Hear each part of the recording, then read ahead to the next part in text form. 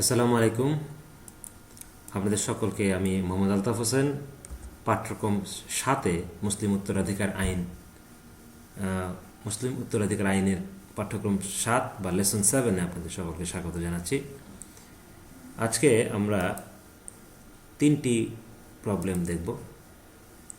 বিগত দিনে আমি আপনাদেরকে দেখিয়েছি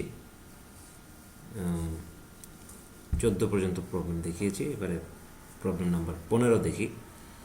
এখানে একজন নিঃসন্তান মৃত ব্যক্তি তার পিতা, মাতা, স্ত্রী, এক ভাই রেখে মারা গেলেন। তাহলে মৃত ব্যক্তির কোনো সন্তান নেই, দেখা যাচ্ছে পুত্র কন্যা কেউ নেই, মাতা রয়েছে, স্ত্রী রয়েছে, পিতা এবং ভাই রয়েছে। তাহলে এই অঙ্কটি আমরা যদি করি তাহলে কীভাবে হবে? ছোট্ট একটি অঙ্ক। যেহেতু স্ত্রী, মাতা এরা হচ্ছে কোরআনিক শেয়ারার, তো যেহেতু এখানে সন্তান নেই, সন্তান অবর্তমানে স্ত্রী পাবে 1/4, এটা কোরআনিক শেয়ার। আমরা এটা আগেও জানি, আগেও দেখেছি। সন্তান অবর্তমানে মাতা 1/3 প্রাপ্য হওয়ার কথা থাকলেও পিতা এবং স্ত্রী বর্তমান থাকলে স্ত্রীর অংশ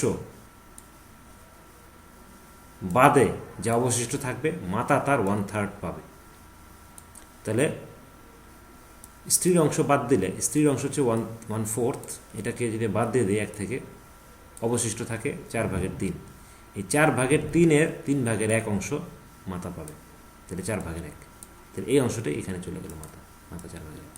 তাহলে স্ত্রী 4/1 পেয়ে গেল, মাতা 4/1 পেয়ে গেল। দুটো যোগ করলে অবশিষ্ট থাকবে হচ্ছে হাফ, যা রেসিডুয়ার হিসেবে পিতা এবং ভাইয়ের মধ্যে যিনি নিকটবর্তী তিনি পাবেন। আমরা যে বিষয়টি লক্ষ্য রাখার কথা বলেছিলাম আপনাদেরকে, আমি একটু আবার আপনাকে সেখানে নিয়ে যাই, দুটি বিষয় আপনাদেরকে দেখাবো। হ্যাঁ, আমরা যদি সেখানে যাই, এখানে লক্ষ্য করলে দেখবেন পিতা এবং ভাইয়ের মধ্যে কে পাবে। এখানে বলা রয়েছে মৃতের পিতা বেঁচে থাকলে ভাই সম্পত্তি পাবে না, কারণ পিতার কারণে ভাই সম্পর্ক রয়েছে। মানে এই পিতার এটা হচ্ছে নিকটবর্তী ভাইয়ের চেয়ে, তাই দূরবর্তী ভাই কিন্তু আর পাবে না, নিকটবর্তী পিতা এটা পেয়ে যাবে।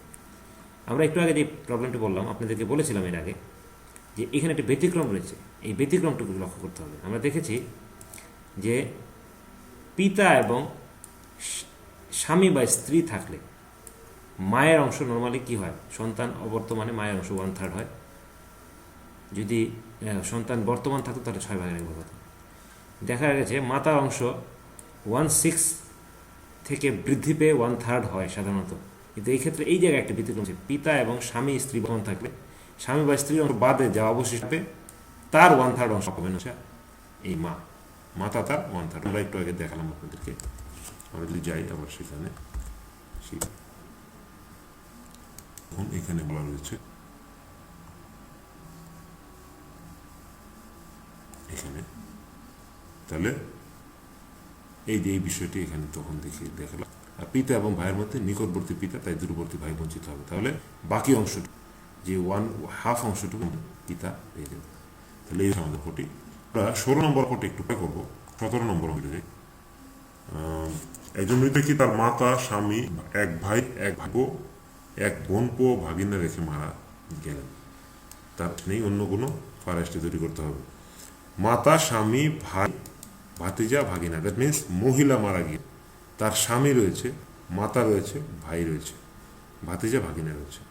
দেখুন, মৃত ব্যক্তির স্বামী, যেহেতু কোনো সন্তান নেই, সন্তান না থাকলে স্বামী পেত 1/4, যেহেতু সন্তান নেই স্বামী পাবে হাফ, এবং সন্তান যেহেতু নেই মা পাবে